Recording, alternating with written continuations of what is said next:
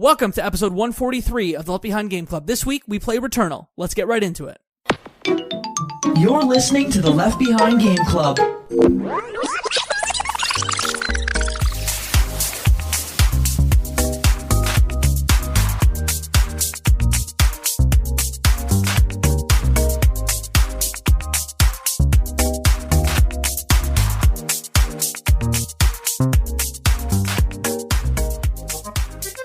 Welcome to the Left Behind Game Club, our never-ending attempt to make sure that no game is left behind. I'm your host, Jacob McCourt, and today I have two friends with me. The first friend, you know her, you love her. Her name is Katie Lesfrance. Hello! I'm back. I'm excited. And here, back again, with, I'm sure, a slew of Returnal puns for the episode, it is Flora Eloise. Flora, hello. Somehow, I am here yet again to talk about a game set in the Pacific Northwest. Like, it's been 3 in a row. We had Celeste, we had Life is Strange, and here we are again with Returnal. So, good to be here. I need to know, how's your adrenaline right now? Increasing. Well, cool. Today we're talking about a game called Returnal, developed by Housemarque, published by Sony Interactive Entertainment for the PlayStation 5, released on April 30th of 2021. We start the show like we start all of our programs with the fast pitch, a one-sentence description of the game that we are about to talk about. Who wants to give their one-sentence pitch on this bad boy first? I'll go ahead. Returnal for me is like if Nietzsche's eternal recurrence was embodied as a video game, but like there was no illusion of free will and God never existed. Wow, I really wish I had gone first. Do you want to go second then? That was impressive. I don't know how to top that. Returnal is a roguelike action shooter with creepy astronauts and Blue Oyster Cult.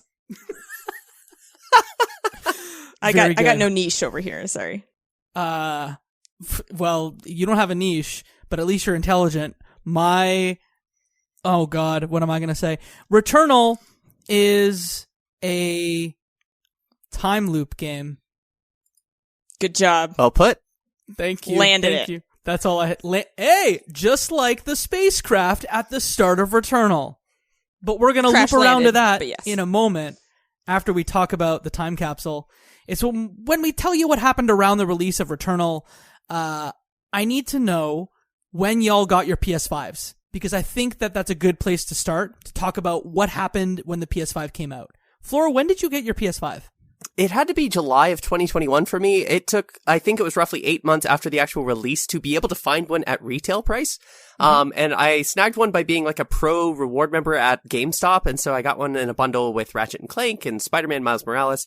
And I think Returnal was the first game I bought separately for the system. Okay. Katie, same deal? No, pre-ordered, baby. Oh, wow. I was waiting for my email from Walmart telling me it was in. I was hoping they wouldn't screw me over and give it to me like 5 days late. I was like, it's release day. I want my PS5. Where is it, Walmart? And they gave it to me day one. So, good job, Walmart. So, yeah, right away. What did you get with it? What did I get? My initial buys were Miles Morales and Assassin's Creed Valhalla, which I kind of dropped off of. It's just too big. Miles Morales, great. And then Returnal, I'm pretty sure, I think when it came out, I was really excited about it, and I was like, I want things to play. So yeah, I got it pretty much when it came out. I think it's fair to say like this, a few months later? This was like the big first game that hit PlayStation 5, right? Yeah, I think Demon's Souls was out before, but that kind of, being a remake, didn't have the same sort of unknown, what's the next gen vibe supposed to be like, and Returnal definitely felt like the first iteration of that. I got my PlayStation 5 in July, and I got the Ratchet and Clank bundle from Costco when they had some available, and I think I got the Ratchet game, and then I bought Returnal because it was the new hotness that had been out 2 or 3 months, because there wasn't really anything else in the slate that I absolutely wanted to play apart from Returnal and Ratchet. So that's when I got mine. A lot of games came out around the release of Returnal, including Judgment, the part of the Yakuza series. I guess you're a big Yakuza fan. Is it officially part of the same canon? Like, how does that work? It's set in the same world, but it's not actually like the same focused characters. It's a different storyline, but like there's enough DNA that's similar to where I think Yakuza fans will naturally find something in Judgment. Okay. Other games that came out at the same time, Nier Replicant came out the same week as Returnal. We may or may not be playing that game on the podcast. Stay tuned. And Super Meat Boy Forever. On the same day, we got new Pokemon Snap. So I think that I played that one first, but new Pokemon Snap came out the same day as Returnal. I think it was the first big exclusive on the PlayStation 5 that people really cared about. Is that a fair thing to say? Yeah, I think so. Ratchet was out there, but like we all know Ratchet. Like people are like, oh, people who wanted to play Ratchet were going to play Ratchet. There was nothing that, yeah, like you said, exciting, unknown. It was, also they had kind of hyped up how much they had utilized the DualSense and like all the features. So everyone was really excited about that because nothing else had really landed that yet, except for like Astro's Playroom. But also that's a tech demo, right? That was the whole purpose of it. So I was really excited to see what a company could do using a game and developing it specifically with DualSense and like how it would work out and if it would be like as good as Astro's Playroom, which I'm not as good, but I think we'll get to it. But I think they did a really good job. Yeah, and I think that, like, this being one of the first major IPs for the PS5, right, everything else kind of borrowed from or built upon something from the last generation, so I think that kind of led a little bit of mystique to the whole presence. Like Katie mentioned, like, they touted things like the SSD of the PS5 as well, like, this game couldn't run without that technology. And, like, I think there's room, I hope we get into, like, the DualSense conversation part of it, but around the launch of the game, I was actually put off because of the intense discussion around game difficulty and the lack of, like, compromising design. This game shipped without any sort of easy mode or adjustment to do something that some people would exploit as like suspending your cycle and other things like that.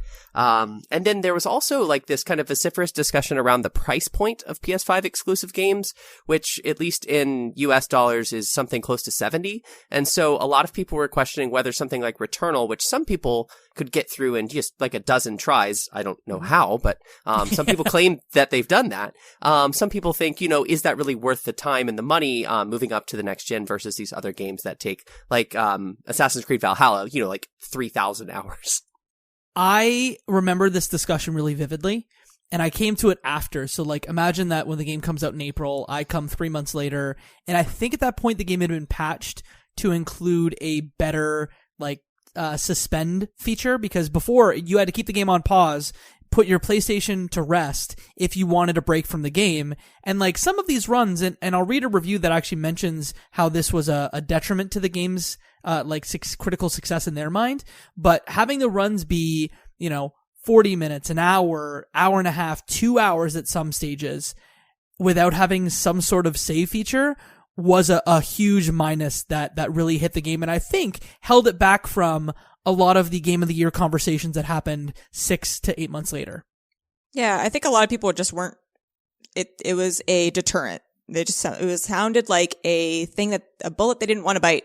Like they're just like, do I want to get involved in this? And some people don't like it, and it was kind of mixed, even though critically it was like overwhelmingly positive reviews. There was just a couple little things that really hung around in the news. Like there was a lot of headlines about there's no save feature and there's no this and there's no that and it's really hard. And yeah, I think it put a lot of people off. Like I said, even though it had really good reviews. Yeah, I think famously when the Game Awards slate came out for the year, Returnal wasn't part of the 6 games, if I believe, that were nominated for the Game of the Year, and a lot of people were like, hey, this should probably be here instead of one of the 6 games. But it did win Best Action Game at the Game Awards.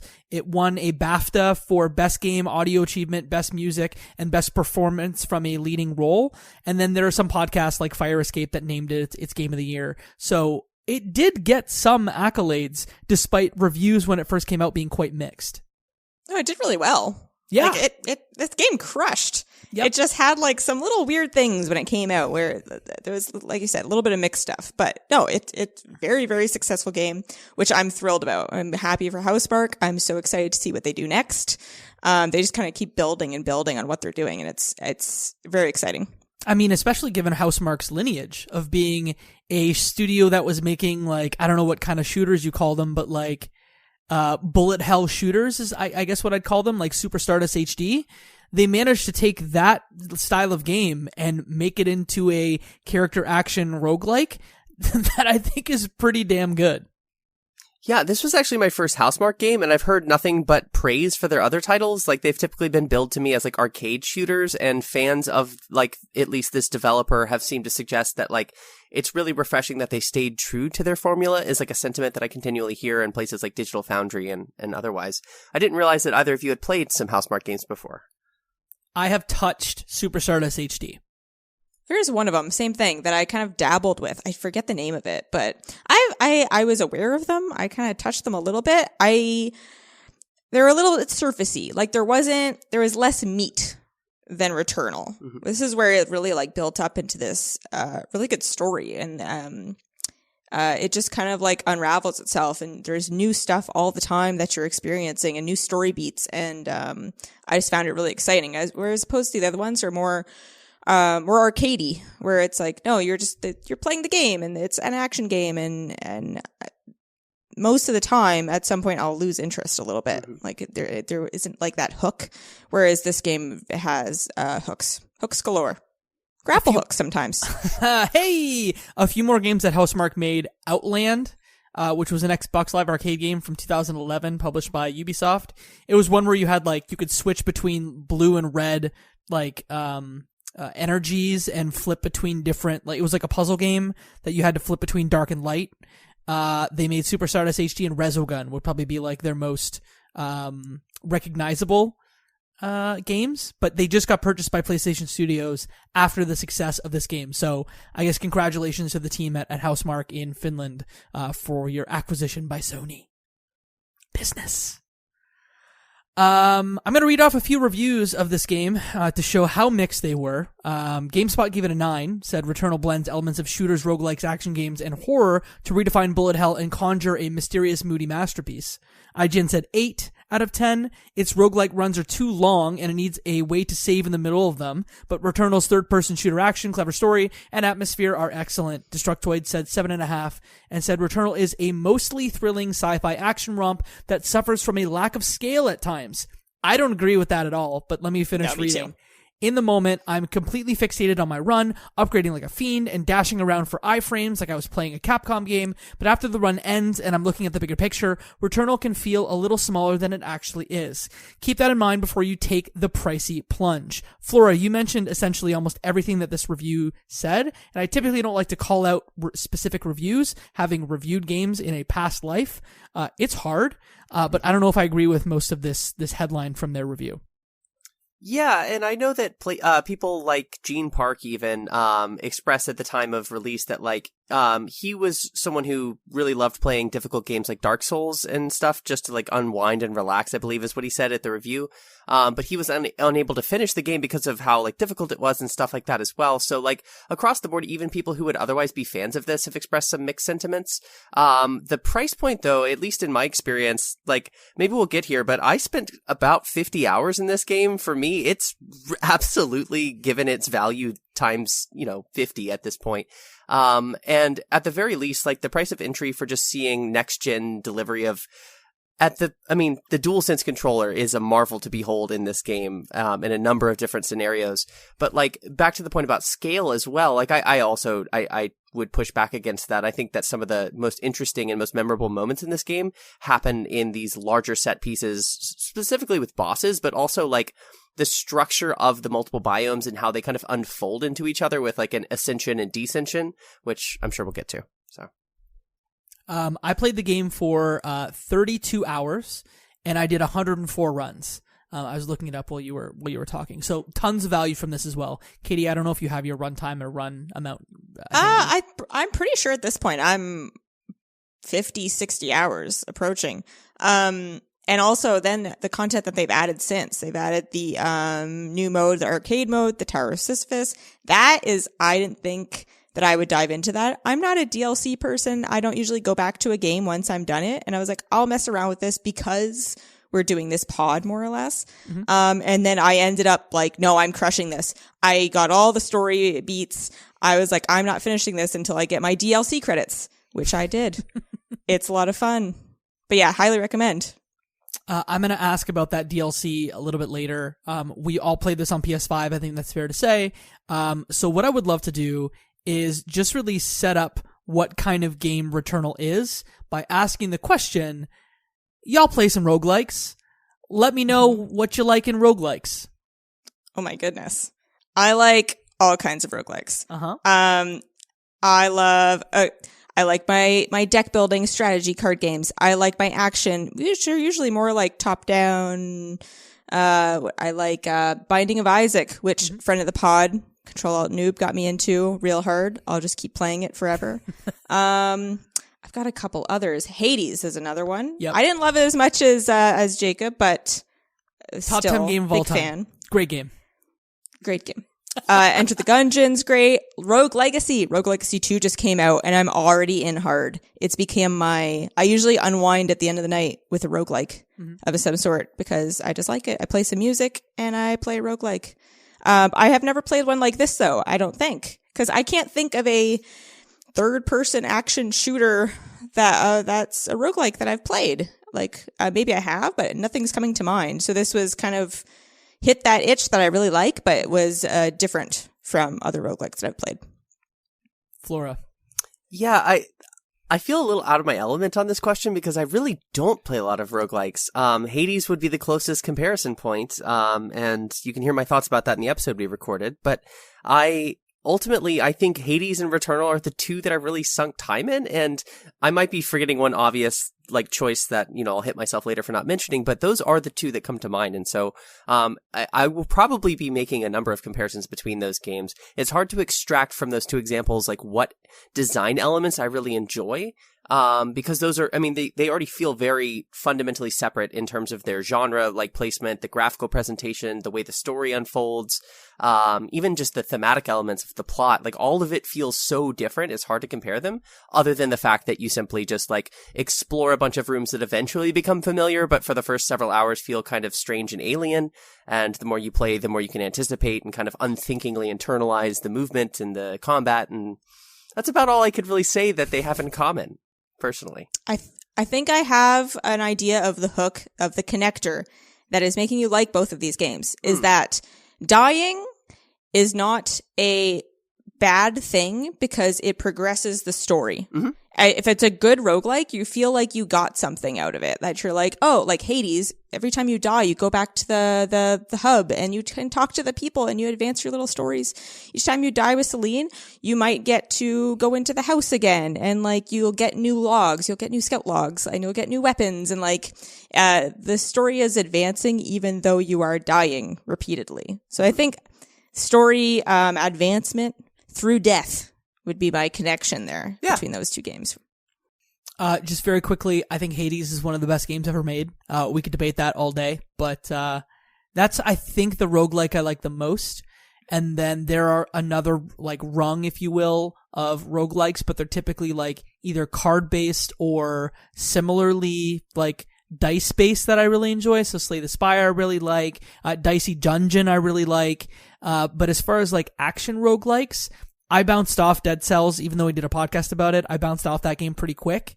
And I typically don't gravitate towards them every time. I was genuinely surprised at how much I loved this game, because this isn't typically a game that is difficult, that is a roguelike, that requires twitch action, is not a Jacob McCourt game, if you will, but I adore this game. Flora? That was 100% what I was thinking when you first gave us your backstory on the PS5 and getting this game. It's almost astonishing that this is one of your first choices, because I know that you are not one to dive into unrelenting difficulty. You and I have that in common, although I would say recently maybe I've disproven that theory a little bit. But I also sought this game out despite a number of my friends warning me against it. You're going to hate it, the difficulty is going to turn you off, blah, blah, blah. I think ultimately it was judging a book by its cover. It just looked really cool. It was just really flashy. And then I read all of the cool features about the DualSense, and I hadn't played a game that felt like it had taken full advantage of it yet. I had beaten Spider-Man Miles Morales, and it's got some cool features, but the degree, and I hate to be a broken record about the controller, but it is just so cool. It's transformative to the experience. I don't think you would get the same value of Returnal if you were playing with a simple DualShock 4 or just some generic controller. And so, absolutely, the difficulty alone should have turned me away from it, not to mention the roguelike barrier and other such things. Like, here I am. So that says probably a lot about how good this game ultimately is. Okay, it's good, but what is Returnal? What do we do? Should we start with how the game starts story-wise, or what the game is from a basic gameplay perspective? I think we've hinted at one more than the other. Sure. You are a astronaut, kind of like a futuristic astronaut. You crash land on this place called Atropos, and then you don't know what's going on. You have one pistol, and then you just start making your way through rooms, like these interconnected rooms, and then you are fighting mostly alien-looking creatures and collecting items, collecting your currencies, your obolites, your ether. You're collecting new weapons. You're getting artifacts like buffs. There are parasites that are basically like a buff and a debuff combined that'll have like different mixtures, and you have to decide whether or not that parasite is worth it to you. And you're making your way through, and then you find scout logs that kind of give you more of the story, and then there are bosses. And you make your way through the different worlds. And each world is pretty unique in like different biomes and how they look and the different enemies that are there.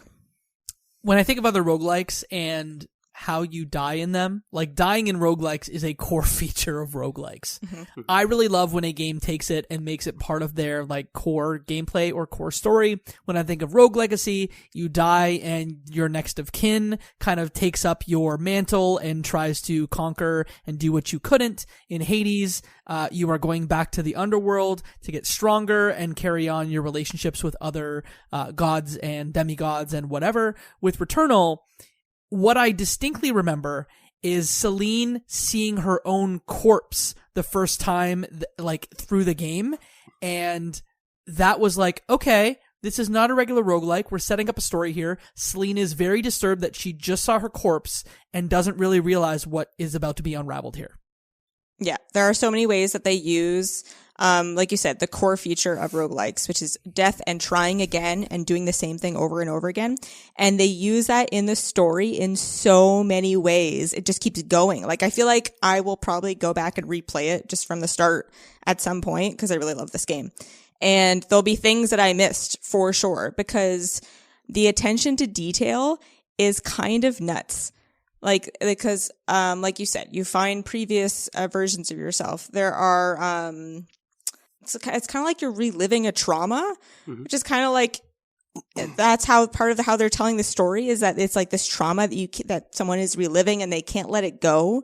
And they're just kind of forced to do it over and over again. And that comes into the play in the story. And at some point she's talking about getting like, I'm just getting dragged down and I keep doing this. And it sounded like depression. Like, it sounded like a core, like, story of depression and reliving terrible things that you feel guilty about. And I'm like, it's just so good. And there's scout logs where previous Celines are talking, and you kind of hear her losing her sanity before you've lost your sanity. And you're like, oh, that's where we're going. Like, it's going to get real. But you only know that because there have been other Celines who have died and have left these stories for you. So, like, it's, like I said, the attention to detail, and it just gets more and more, like, and it's in the DLC, and it's really impressive. Yeah, one of the story conceits that kind of frames the, like, preceding gameplay is the spaceship crash, and the story presents it from the perspective of Celine inside of her spaceship, kind of surveying over top of a planet, and she's intercepting some sort of signal, white shadow, which is unclear and opaque for the first, several hours of this game.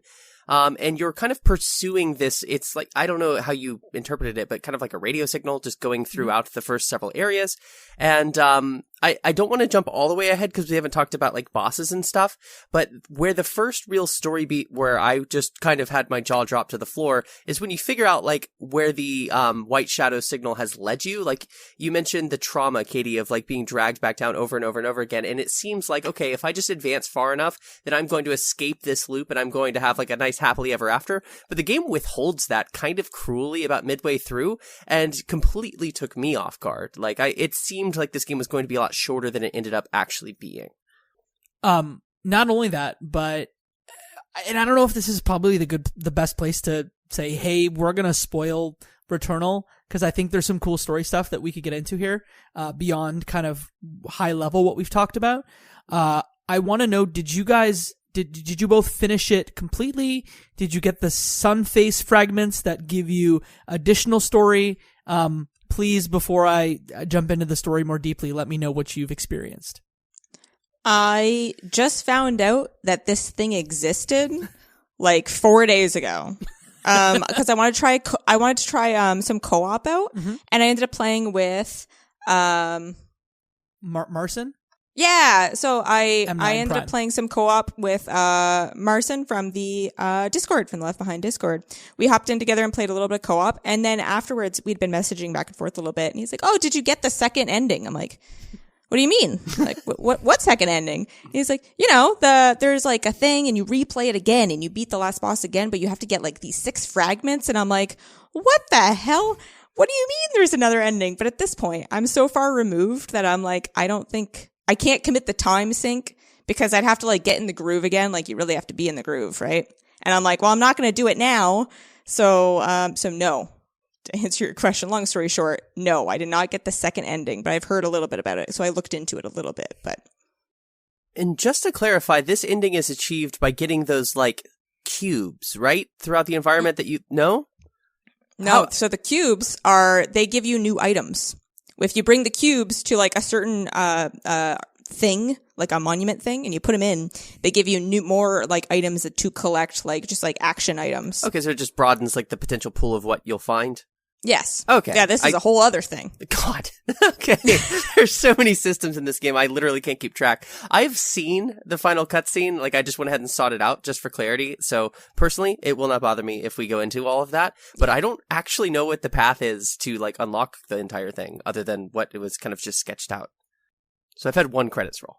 Okay. Yeah, I had 1 credits roll, but I watched this cutscene because I knew that I was good. I didn't need to play any more Returnal. I have very positive memories. I have 32 hours played. I don't need to play through it again and collect these 6 fragments that make this kind of sun. But in essence, and again, spoiler warning, my understanding is that in the cutscene, what you end up seeing is that your mother, who also may have been training to be an astronaut, had an accident that put her in a wheelchair with like severe spinal cord injuries, and because of that, the mother was extremely abusive verbally to Celine through her growing up and becoming an astronaut herself. So I didn't see this, but that whole element of the story gets explored a lot in the DLC in the Tower of Sisyphus, which I did roll credits on that part, but that is really good. I really, really liked that whole, every story element. It's kind of like in the main game with the house, you explore the house. It is a different setting that you are exploring, and you'll get new story elements over time. And yeah, they dive into that hard. And then there's so many, oh my God, there's so many themes in there about like motherhood and like, the guilt that is sometimes imposed on mothers and like cycles of abuse and like, oh my God, there's so much. And the signs in, spoilers, it is a hospital, you are going through. There are signs like what? these hallway posters that are like so on theme. Stuff like a child is never a burden, which is like basically imposing guilt on a mother who is feeling conflicted or is not, overjoyed at all times about being a mother. And there's like so many signs in there, like you explore this hallway and it's like, there's so much stuff and detail. I love it. So I push that DLC hard. It's also just, it's fun to play. It's fast. It's like a faster pace. It's exciting to play. It's really addictive. It's good times. Have you seen the theories that have been kind of been crafted about this game online? I should be more specific. There's many theories. I was talking about the white shadows in Celine's vision being a degenerative disease that may have been passed on by her mother. I've not heard that. Okay, which But theories have you heard? I don't buy that because the little kid in the back of the car is like, did you see the white shadow? So does the kid have it too? And also, if it's degenerative, that kid probably wouldn't have this disease yet. So I debunk this theory right here and now. Thank you very much. What about the ties to Greek mythology? Well, yeah, I mean, everything is named after Greek characters. You have like Helios, who seems to be the God name of the of sun. Celine's kid, Celine, a God of the child. moon. Yeah, I believe her actual name is Thea. It seems to be, I think, because at some point it says that the person involved with the crash is named Thea, and then the Tower of Sisyphus, like all the bosses, aren't they all named after Greek? Yeah, characters? Phrike is the spirit of horror. Ixion was punished by Zeus at some point. Nemesis is like based in Greek myth. So yes, it And they kind of dive deep too. It's not like your surface level mythology. It's like your deep lore characters, but which I'm not an expert on. So yeah, that is my extent of Greek mythos. I've gone through it all. There it is. Put it all out there for you. Even the stuff that's like teased throughout. Every time you crash, you get flashes of like different images, whether it's like tentacles coming towards like a white door or a car that maybe has been put underwater. And we haven't even talked about the house, which before we dive into the gameplay, I think we need to talk about the house. Who wants to start about the house? That gave me real PT vibes, honestly. Yes. Oh my God. Yes. Yeah. This is how I know I can't play PT, because I was like, oh, just in that house. And it's not even relative to PT. It's not that scary, but I was terrified. So imagine you're in a biome, just in like a overgrown, like space jungle, and you come up on a house, and the whole game is played in third person, except for this section inside the house that you play from a first person perspective. You go into different rooms, you explore your spaces, your son's spaces, and things happen in the house that make you believe that maybe you're more delusional than you thought. This was one of my favorite parts of Returnal, and I wasn't in the house enough. Did it give y'all vibes too? Yeah, I don't know how many scenes there are in this house, but I definitely, I'm kind of glad that we all had the same PT vibes reading of it, because it eerily reminded me, even like the structure of the internal of the building with the staircase and like the looping L-shaped hallway, and the fact that some doors, depending on when you were visiting them, would open and others would not. The narrative as it's delivered is so fragmentary that it's hard for me to like recount anything like in a linear fashion. But I do remember like things like looking at a telescope and seeing like a blinding, like almost like a car light coming in through one of the windows, and there's like an astronaut silhouetted out in the distance. And then some more like explicitly supernatural things, like the tentacles you mentioned, kind of like, I forgive me if I'm misremembering this, but like popping out of a stuffed animal. Okay. I think there was an octopus stuffed animal. Yes. Yeah. And then there's like one of the more remarkable parts for me is at some point in this house, you from the first person perspective look down and you're holding a DualSense controller and you're playing Returnal or something like that. Dude, oh my God, it's one of the best parts. Okay. Yes. I have like a handful of moments in this house that I was like, oh my God, this changes everything. One, just like setting the vibe when you're going in and it's like some of the corners are dark, and then you hear like a child's footsteps running upstairs, and I was like, oh no. This is not for me. This isn't my thing, but I got through it. Another moment is you see on the TV the astronaut standing in the hallway of the house, but you're in the room, and then you turn around the corner and he's standing in the hallway like he is on the TV. Crazy. So the moment that Flora is talking about is when you walk up to the house, as Celine, you are about to open the door, and then the camera pans to the side of you instead of first person, and then pulls back like you're looking through a monitor, and then you are in the first person view of a different character, which you realize is a child. And the child is looking at the TV, which has Celine in it, at the door, and is holding a PS5 controller, and there is a PS5 next to like the TV console.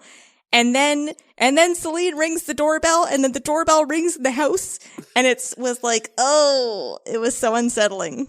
But yes, that was great. Little child hands with a PS5 controller as one of the first PS5 games. And they're like, yeah, that's right. We're a PS5 game now. We're Housemarque. We're here. What if Nathan Drake play Crash Bandicoot but scary? Yes. Basically that. Yes. Oh, I need to go back and watch that after this because I don't remember that, and I'm sure it's stellar. Can we say before we talk about the game in depth on mechanics and whatnot, this game is beautiful and it sounds fantastic. Yes. I think it was nominated. nominated. I think this is the best looking game I've ever played, potentially. Sorry, Flora. No, I think that the sound design is one of the more remarkable things here, and I think it was nominated and or won for a number of these things. Like, the sound design in this game does a remarkable job because there's so much visual chaos in every scene, specifically coming from combat. We haven't really mentioned this in terms of bullet hell, but most of the enemies at some point will send out either a quick or wide barrage of little, like, colored bullets, and those colors correspond to whether you can dodge through them or not. Some of those eventually take the form of rings and stuff like that. So there's just so much to keep track of. Not to mention, like, where the next enemies are. And, like, sometimes it's unclear in the screen, like, looking up, down, like, it's a very three-dimensional environment. The sound design does a remarkable job of always letting you know exactly where to turn next. And that's something that even just playing, like, out loud on a speaker or with headphones, I have just kind of remarkably been able to respond just, like, I almost could close my eyes. Wouldn't want to do it, but could probably make it through a room or two. Yeah, you know exactly where the enemies are for sure. And then sometimes I would play without headphones and I'd be like, oh, it's still great. Like, the sound design is still great, but I'd be like, oh, but I can localize everything so well with headphones on that why would I not play with headphones? The other element of the sound design is from the DualSense. It is, if you are not playing with headphones, there are certain sounds, mostly like equipment related, if you're throwing your grappling hook or different things, that will come through the speaker in the controller, which they've done this before, like the DualShock 4. Is that the name of things? There have been so many controllers at this DualShock point. 4 was PS4, DualSense is the PS5. Yes. Thank you. So the DualShock 4 had this. It had a speaker in the controller. It was fine. Sometimes it'd be there, and I would always shut it off. I'd be like, I don't want any sounds coming out of my controller, ever. This doesn't sound good. It doesn't add anything to my experience. It sounds so good, and it's so seamless, and I don't know what it is about it. Like, if I would love to pick the brain of, like, a person who designs this, and, like, what makes this different than the DualShock 4, and why is this sound good? And why do I enjoy playing it this way? Which is the one reason why sometimes I would play it without headphones, because I was like, but it's kind of cool. It's coming out of the thing. And, like, it just integrates well with what's coming out of the TV versus what's coming out of your controller. So yeah, that's a whole other element of the sound design that's just so well executed. Really tactically, I just finished playing Horizon Forbidden West, and I found that what that game did with the controller speaker is it just replicated some of the sounds that were happening in game, just in your controller, and I found it, like, incredibly annoying. And there was a slight delay, which, like, every time I heard it, my brain just hated it. So I ended up just turning off the sound of the controller. But it was definitely, like, the first time since, like, the novelty of the Wii having a speaker in the controller that I found it really was additive to the experience. Mm-hmm. Yeah, and there's even games where you can make a direct comparison of, like, I'm thinking of Death Stranding, for example, where you have BB, the little baby, like, crying out of the controller. I actually don't think it sounds much better on the DualSense compared to the DualShock 4. But, like, that is, once again, I think just a compliment to the sound design of the game rather than, like, a detriment for how Death Stranding does it. I was just playing Lost Judgment recently, and, like, the cell phone comes out of the speaker and it sounds awful. And it's, like, my gut instinct is also to turn that off. But there are some really satisfying sounds coming out of this controller. Not only when you have an alternate fire, after you have to press and long to release the alternate fire.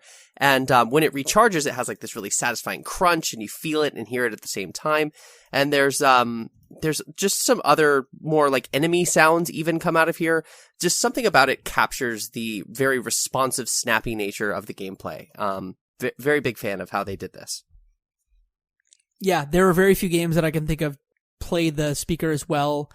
Silent Hill Shattered Memories. Did either of you play it for the Wii? No. You would take the Wii remote and put it up to do, like, a phone call. You would get the like phone call in your ear, which was nifty and novel. But yeah, this game definitely, sound perspective, Tempest Audio TM, like, makes the spatial audio just sound fantastic. And then this thing plays 4K 60, which I think there are very few games that move as well as Returnal. I think maybe you could say something like a Ratchet and Clank, the new one for PlayStation 5, Shattered Dimension Apart, Shattered Dimension. Rift Apart. Something. Rift Apart, thank you. It's usually a lewd pun if that's those are Ratchet games, lewd puns. But, yeah, it just looked and it moved so well. You could dodge every individual bullet because of how much fidelity there was, especially watching on I have a brand new Sony television, so I feel like I really benefited from that, having this TV, PS5, Sony headphones, the whole dealio. Yeah, Celine moves very fast. And there are, barring cutscenes and things, and I'm sure hidden little loading things, there's no loading. And she runs quickly, which is good. And a roguelike, you're gonna die. You're there's a lot of rooms to explore. I want to be able to move quickly. And like you said, it's just so responsive and snappy is the best word I can think of. You're right. The movement just feels good, which is great. If you're going to spend all this time doing this thing and dying over and over again, it's got to feel good, and it does. One of the things I would recommend for first-time players of this game, which I did not discover until about 20-something hours in, was you can set Celine to auto-run in the game, which I find, instead of having to, hold down a button to sprint. Yeah. So you can literally just point the analog stick and she will go full sprint everywhere, which if you have to, because of the precarity of the platforming in this game, you can't just take that for granted. It is a little bit of a risk-reward trade-off. But for me, I don't like having to hold down the button while running, and so if I can just, I don't know, be a little more precise with how I'm controlling the character, I would prefer to have that on. And so someone pointed that out to me halfway through this game, and I left the auto sprint on for the remainder. It made such a difference for me.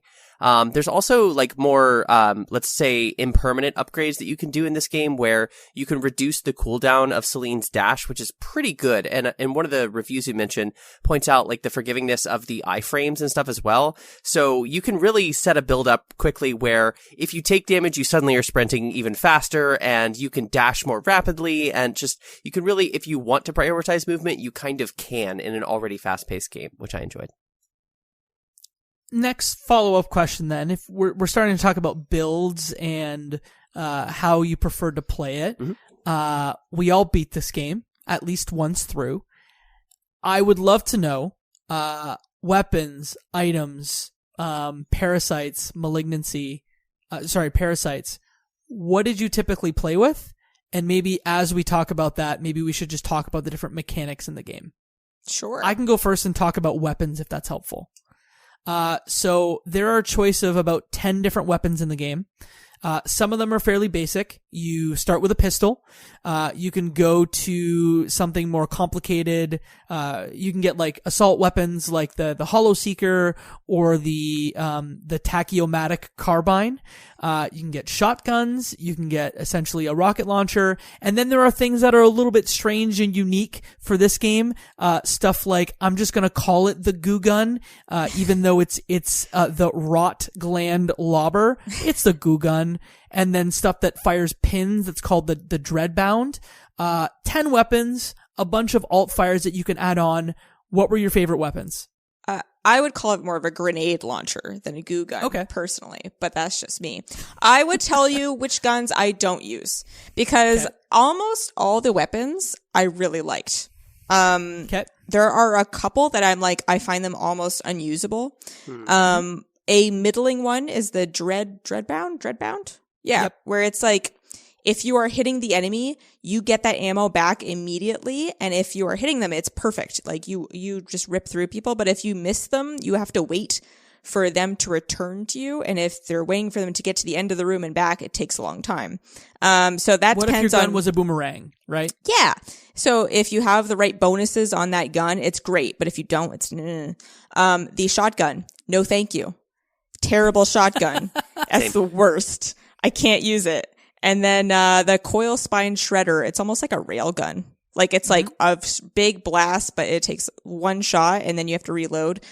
No, I want as many bullets as humanly possible. I like the Hollow Seeker. I like the carbine. What else? The rock gland is great. The electropylon driver. Really good. I didn't talk about that one. It's really good because if you hit the enemy, it kind of creates these little not static, but electric almost charges. Like fences. Yeah. And then it will continue to damage the enemy even after you've shot them, which is nice. You're sticking a shock collar that you put on your dog on the enemies in Returnal. Just The like gun. that. Absolutely. Thank you, Jacob. You're welcome. Yeah. The launchers, like, even a pistol. If I have the right bonuses on that pistol, I can use a pistol. But yeah, no, that shotgun, no thank you. I never. Can I tell you the one instance where I would use it? Sure. There was I don't know what they're called right now. Not the alt fires. Maybe they're, traits. If you had a trait, there are a bunch of traits you can add on to each of your guns, or as you pick them up, they have certain traits. Yeah. If the shotgun had like the, almost like the sniper round where it would shoot and spread like the shotgun, but there'd also be like a single round that right in the center of your reticle would shoot almost like a sniper bullet. That's the only time I'd use the shotgun. Interesting. I'm gonna get the name of that trait while Flora tells us about her favorite weapons. I also want to reiterate how little I used the shotgun. It was borderline unusable. It just, like, you had to get so close with all the enemies that I might as well just melee them. And I was a big melee player. I know that obviously not all enemies allow for that, but that is something that I got really into the swing of, is just kind of dash in, strike, back up, shoot, shoot, shoot. My favorite weapon by the end was the lobber. I think the reason for that is I picked it up and kept it, cause like Katie, I also really want just as much ammo as you can give me. Early on in the game, I was typically going for the Hollow Seeker as well, and that got me through like the second boss of the game, which I was really struggling with at first. But, I stuck with the lobber as soon as I realized that it has this sort of like poison effect, where if all you have to do is just one shot any enemy basically, and it will just gradually chip away at their health. And so, depending on the chunk of the health bar or the proficiency of your character or weapon at the moment, you can sometimes one-shot most enemies, and if not, just dodge out of their way of their fire, shoot them again, and then they will go down. It was consistent as long as you were accurate, and I got to the point where that was not an issue whatsoever. Like, I wasn't spray and praying throughout the game. So, although once or twice maybe, but other weapons, really like the carbine. That was a good, reliable choice when I had it. I can also get away with the pistol, but everything else kind of feels unremarkable, except for that one weapon y'all described as the shock collar fence thing. I like that as well if I have to use it. So, let me tell you, the only reason I beat the game was because the tachyomatic carbine became my friend. And there are a few different traits that I relied on every single time to get like any semblance of progress in the game. We're talking leech rounds. When I discovered leech rounds, that's when I discovered I could advance in this game. Leech rounds, essentially every shot that you shoot has a chance to heal you. So combine that with either accelerated or rising pitch, which rising pitch, as you hold it down, the rate of fire increases. So imagine it's like 1 bullet a second when you start, but then by like second 4, it's like 10 shots a second. So really those like leech rounds is the thing that helped me beat Returnal. So thank you, leech rounds. Also, as you're playing, you will unlock new traits, and then if you get a weapon that has a trait that's not unlocked yet, basically the more enemies you kill, you eventually unlock the trait. So as you're playing, the weapons that you pick up get more powerful, just like, and it carries over in between each run. So they did a really good job of having like temporary boosts, and then things that you unlock that carry over into further runs, which just makes you feel like you're always making progress, right? You're like, I did something. This weapon that I'm going to pick up later is better. So I accomplished something even though I died. And that reminds me of something kind of more philosophically about this game that I hadn't considered when going straight in. Like, when you make progress in a game like Returnal, I don't know about either of you, but I was then inclined to try and beeline towards that side of progress and just go straight for the final boss or go straight for the gate that I had unlocked or whatnot. But as I pushed forward, I kind of got stuck again somewhere in between boss 2 and 3. I just could not make it to the end. And so my approach completely shifted to where I was going through every single room, every single side area, like interacting with all chests and locked doors and all these things. And I found that, like, in the way that there are these sort of like subtle long-term progressions with your weapons and stuff, I ended up arriving to that like current hurdle, that boss fight or wherever I had yet to explore past, with a much larger bar of health and other such upgrades that just made my time easier. And so it seems maybe a little counterintuitive going into a game like this, where you get that little chip away of progress and you want to seek more of it. But ultimately I found that not only did I need to get better, but like the game was going to reward me if I was more patient with it, which was really nice. I'm going to dive into my personal psychological hangups here, where I never beelined towards anything.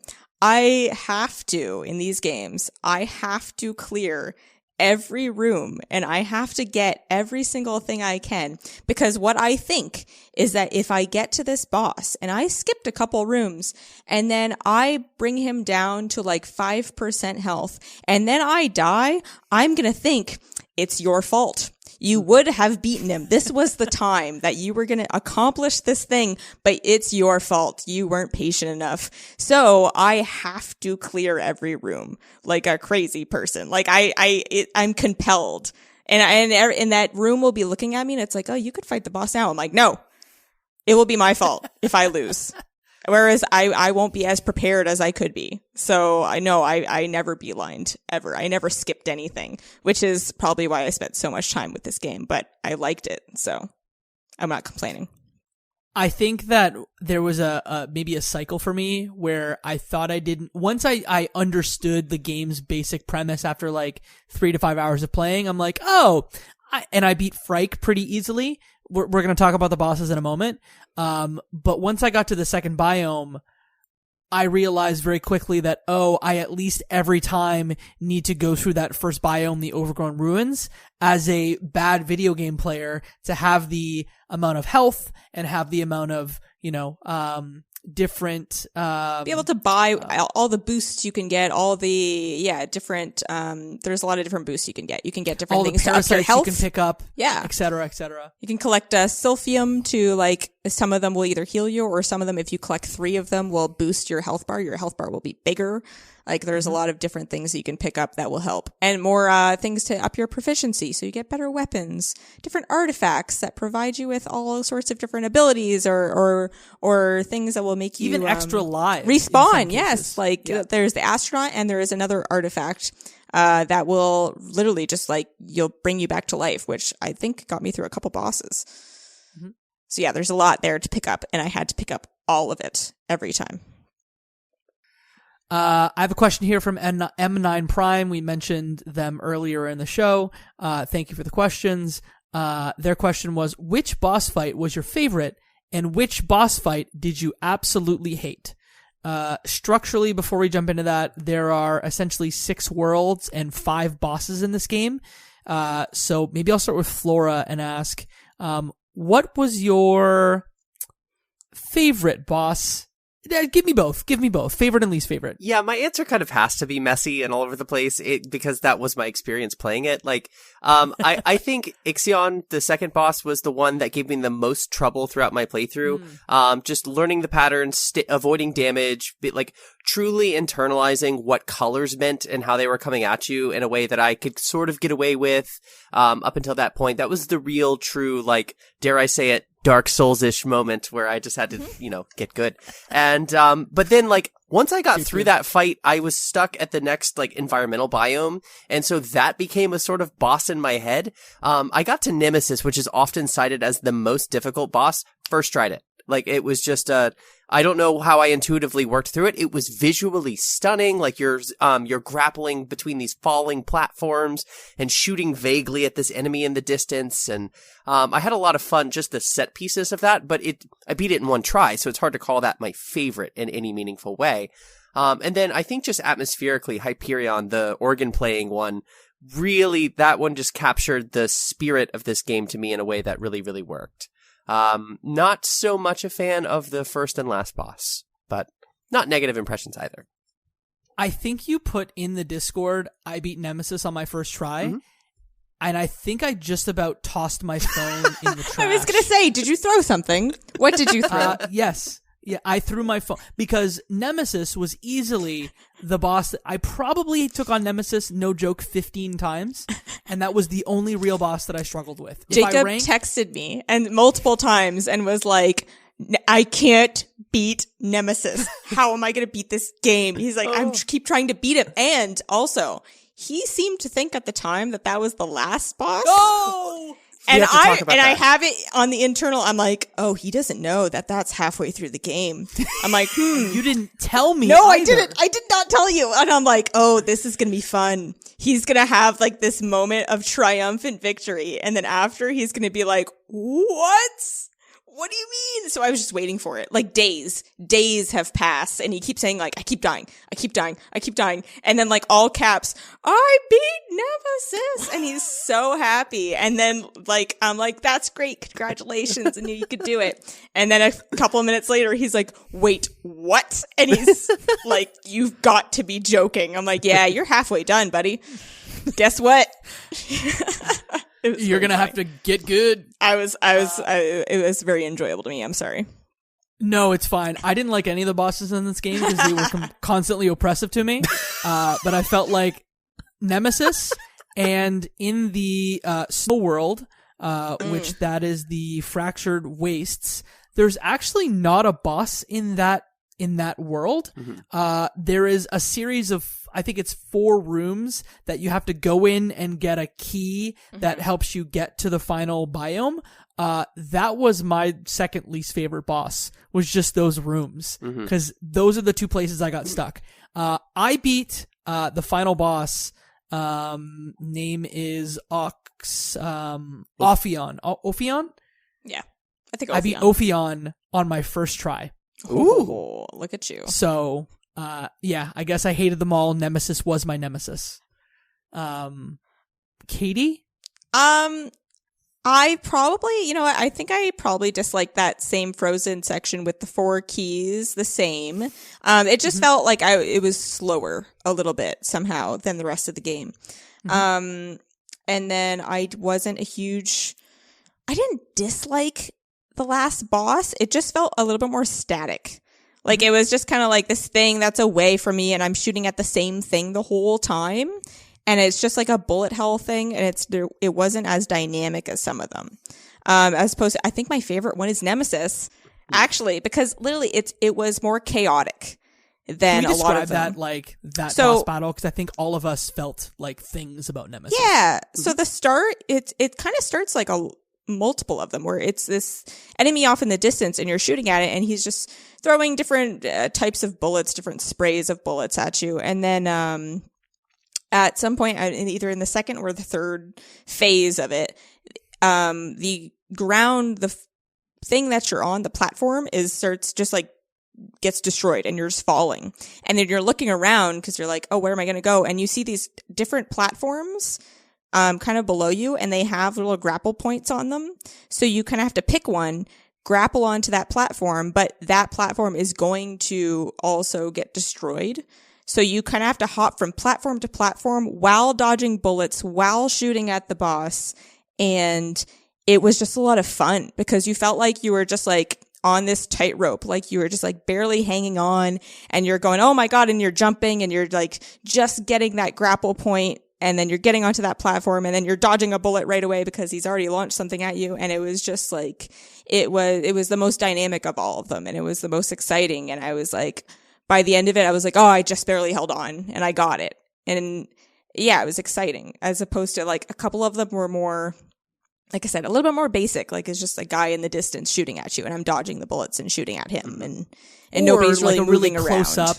Like Frike was just like a boss that was maybe like 3 times your size. Like if Celine is like 5 feet tall, Frike is maybe 50, not even 10 to 15 feet tall. And Hyperion, which is the 4th boss in the game, who has an organ and then a bunch of plants from my memory around them. I felt like maybe those 2 bosses were more plain. Yes.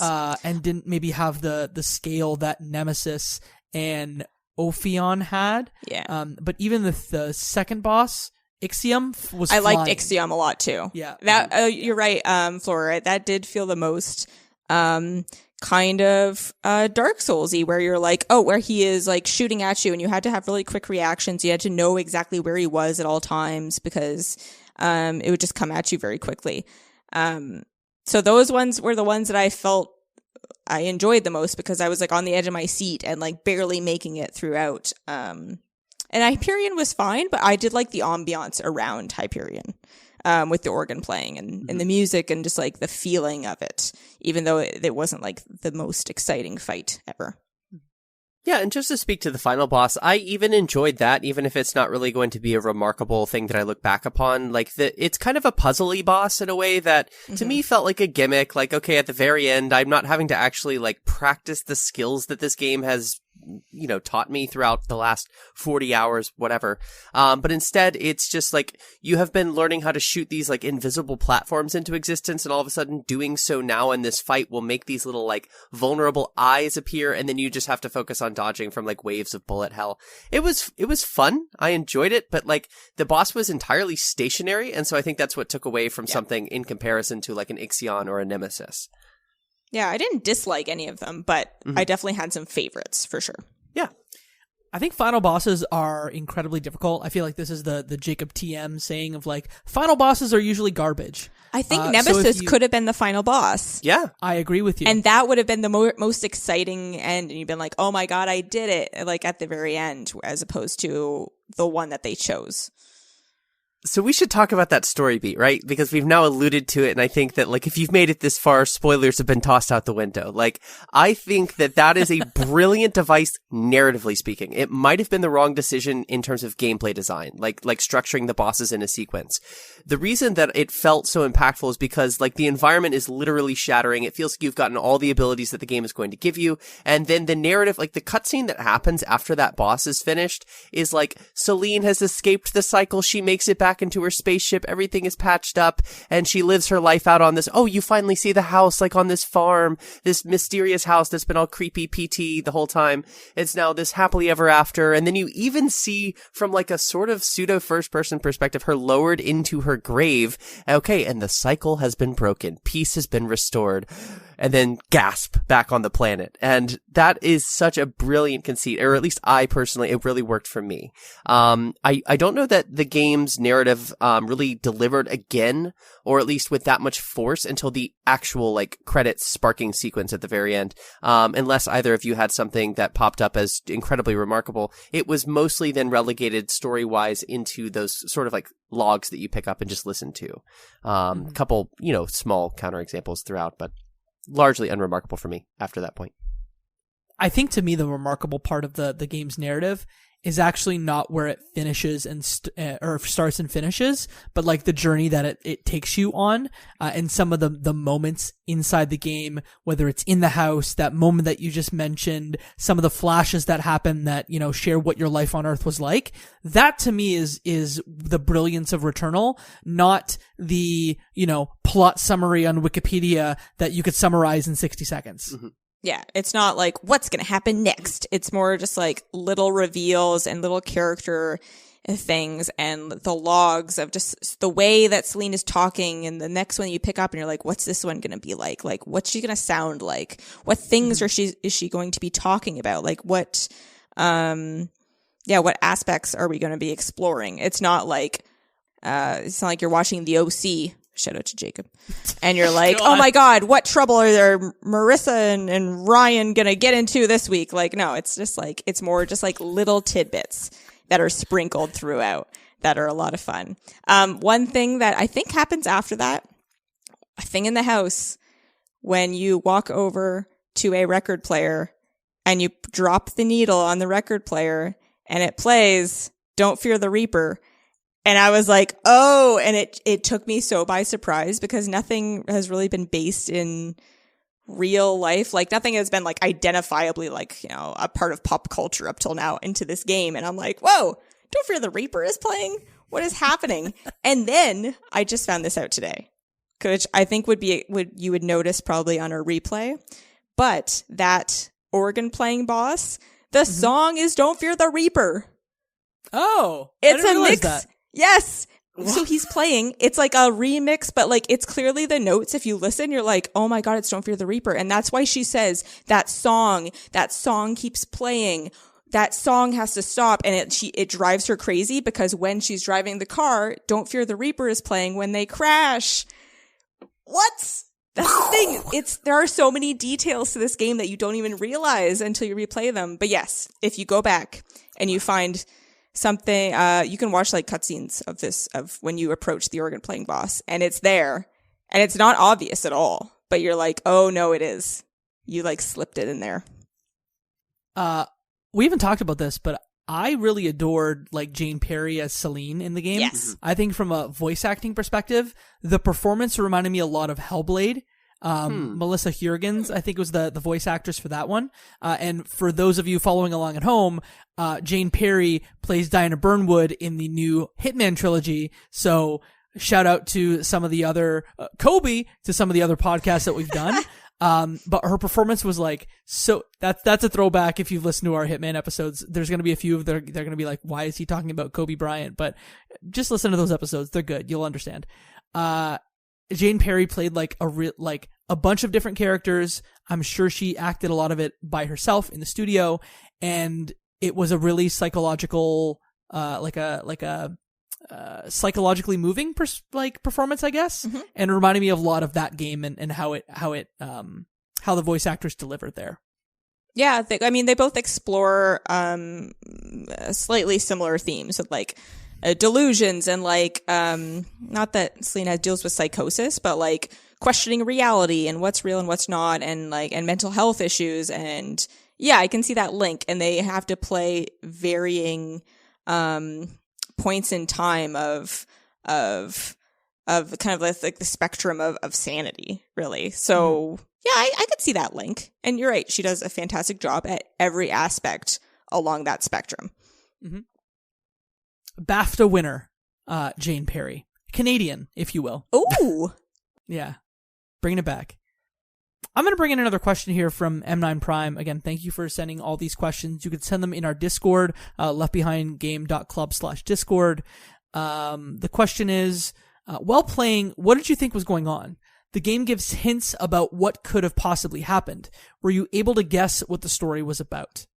So there was a point in the game where I was kind of like, oh, I had kind of suspected that there was a possibility that none of this is real in a nutshell, and that it's like all representative of something else that's going on. Just based on how she was talking and the logs that she was finding and like just certain things. But then that kind of gets revealed to you in the house at one point when you pick up a letter that is from I think Astra, which is their NASA, more or less in the game, that basically says, hey, you're rejected. Like, you're not an astronaut. And she's like, wait, who is this? Who was this for? What is this? What does this mean? And I'm like, hey, I knew it. I thought so. So that part I definitely suspected, and it was confirmed for me. The whole thing of like this car crash and that, which we get to the end of the game, is that she was involved in this car crash and her child dies, like it drowns in the river, and she makes it out. That I had no concept whatsoever. But then looking back, there are so many tiny little hints that are not obvious at all, that are sprinkled throughout, where it's about a crash and about leaving Helios behind, and like Helios didn't make it, and like I made it, but Helios didn't. And I'm like, oh my God, there's so many little things. But it's not like beating you over the head. It's a thing where if you were to look back, you would see all these tiny little things that are hinted at throughout. That is a lot of fun. It's like a little treasure hunt. So part of it, I kind of had a feeling what was going on, and then part of it, I had no idea. Yeah, I went into this game thinking that, I guess naively, that it was just kind of normal sci-fi shooter, distant alien planet in the middle of the jungle, and like, oh, there's ruins, there must be some old civilization that we have to piece back together. But then I entered the house, and that was where I started thinking more narratively about this experience and like who these people, or this one person, but these implied other people are. And wondering about the technology present here and why it seemingly was derelict and abandoned, but still functional. And then, I was kind of just like letting it marinate in the back of my mind, not thinking about it too seriously. And I actually would defer everything that I would say about this game story-wise to Jacob Geller and his video on Returnal. I don't know if either of you have seen it, but he makes this really compelling analysis of the story of Returnal, reflecting structurally the short story I Have No Mouth and I Must Scream. And it's an incredibly disturbing tale and really kind of cynically delivered. But if you haven't seen that video, I would simply direct you there. It's about half an hour, and it has some of the sharpest analysis of this game that I've encountered, period. So that, I would say, once I saw this video, I fully embraced, before I got to the Nemesis part of the story, what was going to happen in the story. And so I kind of was anticipating the car crash and anticipating these other more gradual reveals. I'm going to link this YouTube video from Jacob Geller in the show notes. So if you want to watch that after you've listened to this, please do that. Again, it's called Returnal is a Hell of Its Own Creation, by Jacob Geller. It came out in February of this year. I think I watched the first few minutes of this and said, I'll come back to it. And I didn't. So now I have to go back and watch this. Jacob's videos are great. As of the recording of this, his new video is called Why Does Metal Gear Solid Rising Keep Getting More Popular? So that's a channel for me, I guess. I want to touch on the car keys bit, which I think we haven't really talked about. So at the end of the game, you can essentially get a set of car keys from the house. I don't know what the sequence of events is to get those car keys, but you get really like two endings depending on whether you get the car keys or not. And from my knowledge, it just gives you a little more like abstract perspective of what happened to Celine's child. It's, if you don't get the car keys, an alien creature like is at the bottom of a watery abyss. And I think if you do recover the car keys, you cry out the name Helios at the end. I'm doing a really poor job in butchering this.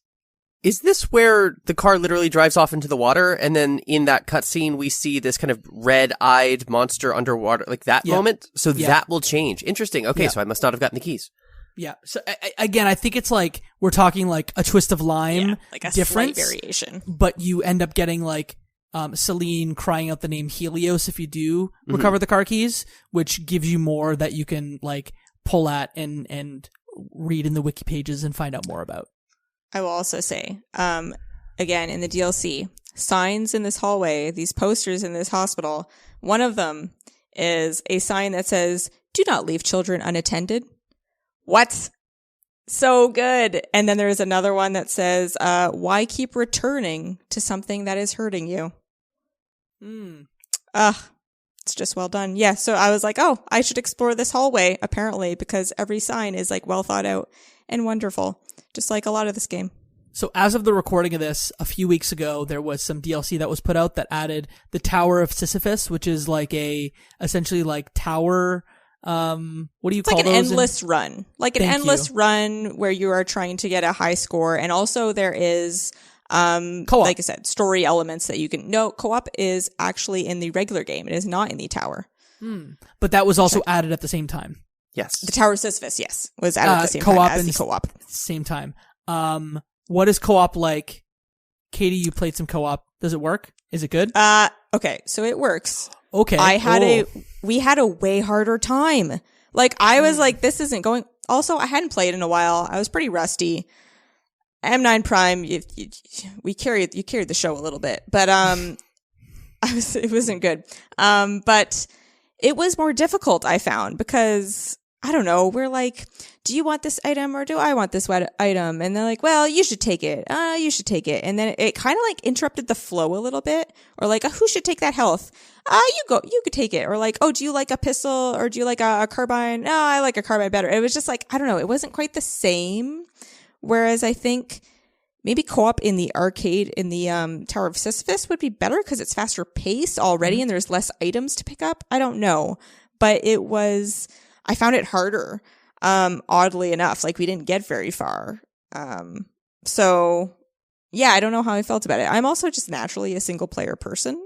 But So yeah, it was an odd feeling. If you had the same person you played repeatedly with and you kind of like got into a groove with them, it'd probably be a bit easier. But it's like a one-off, like, hour and a half type thing. It was tricky, but I could see it being a lot of fun, in the right context. Yeah, is it like a Cuphead co-op situation where like the boss has like extra health, or is it like the same amount? So. Okay, we don't know. We couldn't figure it out. We're like, are they? And we were getting killed, and I'm like, are they stronger? Like, it feels like they're stronger, and we didn't know. And I've never played Cuphead, unfortunately, so I cannot. Yeah, it's on the list. It's in the backlog, but I've never gotten to it, so I can't answer that. Yeah, I tried once half-heartedly to pair up in co-op. There's like these little orbs later in the world. There's like some towards the very beginning, but like I found one in the underwater biome towards the very end, like approaching the final boss. And I was like, I'm kind of under a time crunch to finish this game in time for a podcast. Maybe this will help. No.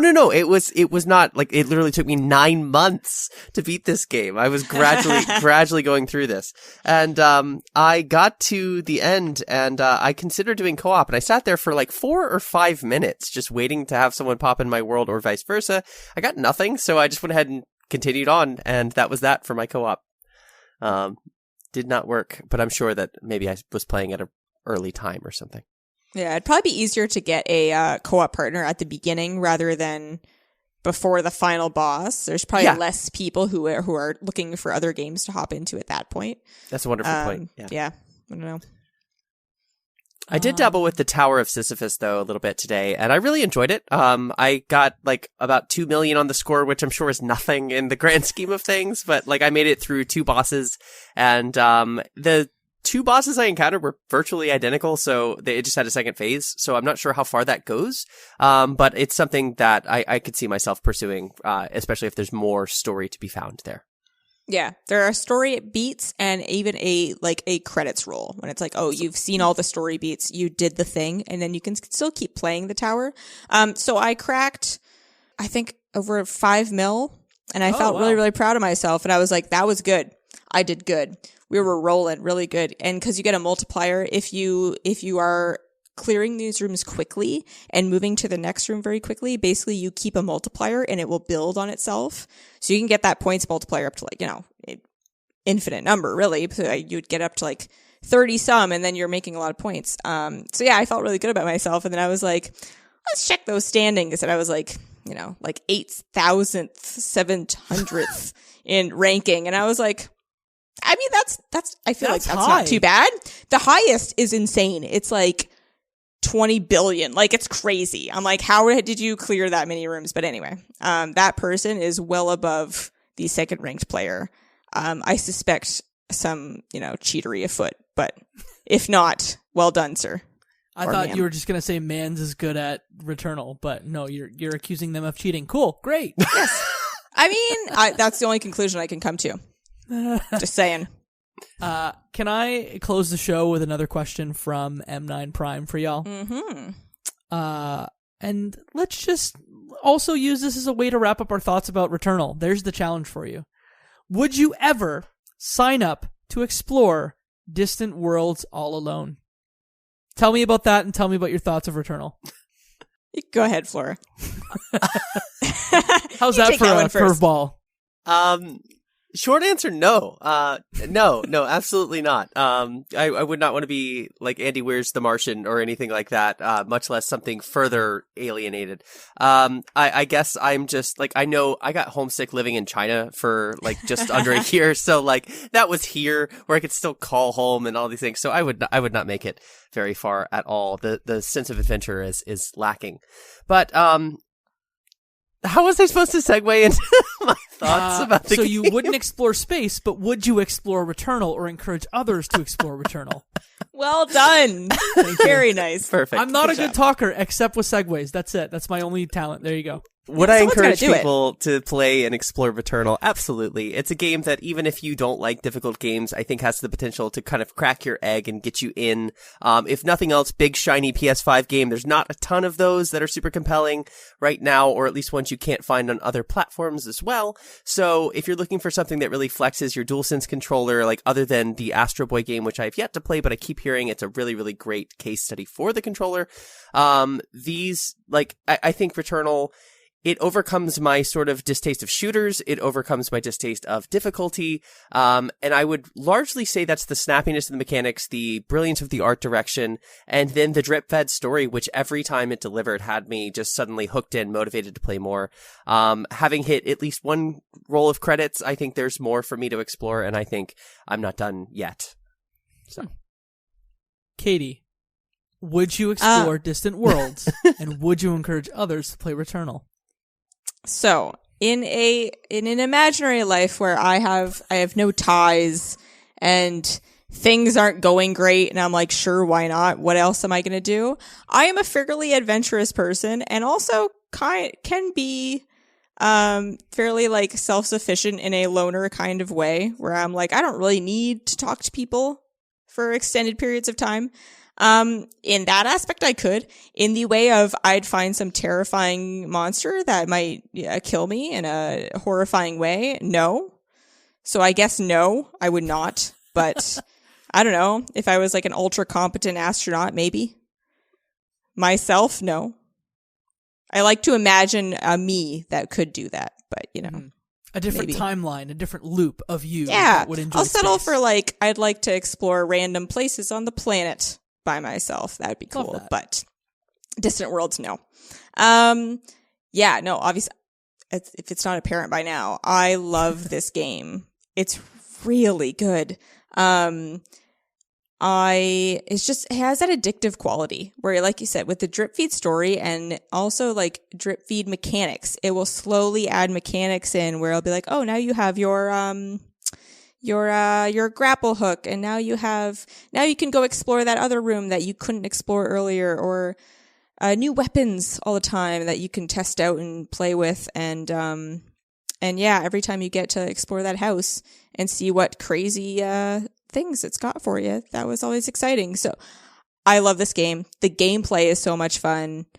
Unless you hate action games, unless you're like, no, I don't play action games and I don't play shooters and I like purely narrative and I don't like these games, unless you're that person, I highly recommend Returnal to basically everyone.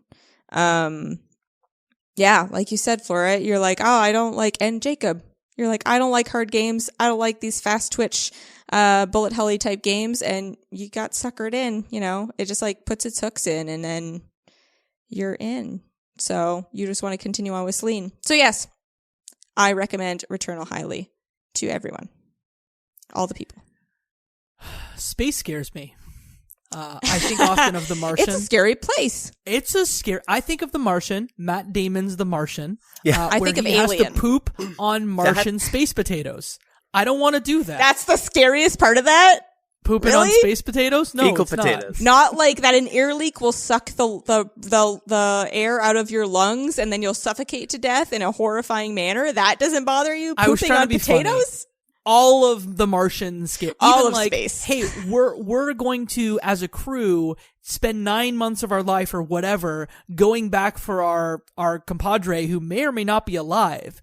You know how you die in space? You just like breathe in the air, then you become a balloon, and then that's it. And then you freeze and die. That was morbid. You know what's not morbid? Returnal. That's a good video game. It's a little morbid. Yeah, it's pretty morbid. It's a dead actually a little child morbid. involved with the story. It's extremely Yeah. morbid. But I mean, She not keeps morbid dying. for my body. She keeps dying and find previous dead herselves. Yeah, but it's not me. That's true. You're right. You get to inhabit that briefly, and it's a fun time. Listen, we didn't even talk about all the mechanics in depth. Like, we didn't talk about the trade-off that you, like, pick up parasites, and, like, some of them give you malignancy or damage you, but then is the, like, trade-off good enough to, you know, pick up more parasites? No. We barely talked about, like, using the beam sword and how, like, satisfying that is. Like, when I discovered the best part of this game is rushing up to enemies, slashing them with the sword, and then, like, shooting the heck out of them. This And the game alt has layers fires. and layers. Yes, all the alt fires. Like, And the way that feels on the DualSense, and how Yes. if you push it down halfway, and it's the best use to me of that hard pass on the trigger, where if at first I would be like, well, I'm going to alt fire by accident all the time. No, it's a good, like, you get the feel of halfway down is aiming, and then you click it past there, and that engages your alt fire, and it's yeah, that's a lot of fun. And each and it weapon has a different resists one. you too when you like pull all the way down, which to me there's only 3 games that have really made any use of the DualSense that is worthwhile. It's Astrobot, which we've mentioned. It is this game, and then I think Ratchet actually makes good use of the DualSense, but there is not another good use case besides those 3 games to my knowledge. There may be an indie game that someone's gonna scream at me about, but like those are the big AAA titles that really make use of the DualSense. This game's fantastic. I gave it my like 4th game of the year last year, but like I actually think long term, you know those games that like always stay in your mind? Yeah. I think that Returnal is going to be one of those games that like the experience of playing it, like how visceral it was for me to play a hard game and like live, laugh, and love it. I'm going to remember this game for a long time. It is probably like my 3rd favorite game last year after Before Your Eyes and Inscription. You should play it if you have a PS5. You should buy it. Like, it should be the 1st or 2nd game you buy if you have a PlayStation 5. And I can't wait to see what Housemarque does next. Celine is definitely not the type of person who has a live, laugh, love sign up on the wall in her house. Just saying. No. It's not She her doesn't. character. No, she doesn't. No. What does hers she say? scoffs. Hers is like I don't know. revive, rebirth, repeat or something. Try harder. Just try harder. Get good. Your Try mother harder. says try harder. Yes. That's what it You're is. not good enough. Just remember when you wake up, you're not good enough. What are those cross-stitched ones? Home Sweet Home? Yes. I see yes. that. But Not it's good space. enough. Not good. Get good. Oh man. Well, hey, those are our thoughts about Returnal. We could go on and on about this game, but we're at 90 and this game's phenomenal. We'll just leave it at that. Thanks for listening to the show. A few things about us. You can find us on Twitter at Left Behind Club, on Instagram at Left Behind Game Club, and on Discord, we've got a great community of folks that love talking about video games, TV shows, game deals, and other stuff. Not politics. At leftbehindgame.club/Discord. If you enjoyed the show, do us 2 favors. 1, send it to a friend because that's how folks find out about podcasts, and give us a 5-star review on whatever podcasting platform that you use. And if you did that, send it to us and we'll read it on the show if you send it over. Weirdly enough, I also now own newpodcast.day as a URL. So if you go there, Of course you do. you can find the podcast. So, vanity URLs, y'all. Flora, tell the folks at home where you can be found on the internet. Yeah, you can find me on Twitter at LudoNarrativeFM. Been sharing all sorts of things, including my newfound interest for Spy Family, the anime, which we have been talking about in the Discord as well. So come join in the Discord. And of course, pretty much every other week I'm publishing articles on epiloguegaming.com. I should have an article that actually touches a little more specifically on some of the elements of Returnal, and specifically the notion of like uploading and suspending your cycle and what that may or may not do to impact the difficulty. So if you're interested in seeing me kind of dive into that in writing, that should come up just after the podcast. So, Katie? Cool. I'm on Twitter. I'm Lesbrak. LESPERAK. I talk about whatever I feel like talking about that day. Sometimes that's Elden Ring. Sometimes that's, I don't know, food, cats. I don't know what I've talked about lately. It comes and it goes, and then it leaves my mind, and I forget. But one of your tweets, quote, tweets the yazification of Sonic the Hedgehog, so you know that's a good Twitter feed. I don't even know what that's referring to. I have to recheck my own Twitter feed. You see are it in my criminally underfollowed, so That may have please do me been a favor. pre-coffee. It has to be the Follow Sonic. Lesbrak. The original Sonic movie design, the cursed one that then got my God.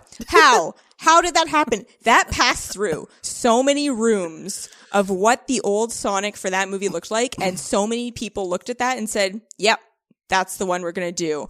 And they put that out into the world, and that was almost Sonic in the Sonic movie. How does that even happen? How are so many eyeballs? There has to be like hundreds of people looking at this Sonic, and they're like, yep, we're going to roll with this. It's mind-boggling that and it turned into a successful movie only because everyone revolted and was like, what are you doing? But yeah, it's mind-boggling to me that is almost what happened and how many people were okay with it. If folks want to hear your opinions about video game movies, is there a place they can do that? Like that? You know what? Actually, there is. There is another podcast that I'm on, me, Jacob, and another friend of ours, Travis Colnut, where we talk about video game movies and TV called Cutscenes, a video game movie podcast. That is on all your major podcasting platforms. And yeah, we'll cover things like Sonic. You can hear me and Jacob disagree about the quality of the first Sonic movie. And well, that's a bad movie. For children, I suppose. Yeah, sure. Yeah. The Mario movie? Yeah, it's a bad movie. Mario is a wild adventure through a chaotic land that makes no sense, and I was highly entertained, and you are wrong. Well, so yes, if you want more of that, you got to listen to the podcast. We'll probably cover Sonic 2 in the near future, I would think. Yeah. We're on hiatus at the moment, but we're probably going to pick up pretty soon. So yeah, look for that. It's a seasonal podcast. There are 3 seasons out there. Check them out. You can find me on all social places at Jacob McCourt, JACOBMCCOURT. Twitter is where I do my rambling, and I make daily video content on TikTok. So help me get to 1,000 followers, y'all, because that I'm trying to go live on that platform. So again, Jacob McCourt, JACOBMCCOURT. And if you like this podcast, I'm sure you're gonna like what I have to say on TikTok. My last 3 TikToks were about the eShop and how it's shutting down on the Wii U and 3DS. We talked about Castle Crashers, and we talked about Doritos Crash Course. So good content coming through. He's a TikTok boy. That's me. That is the end of the show. Shout out Mike Ruffalo. And that, my friends, is One Less Game Left Behind.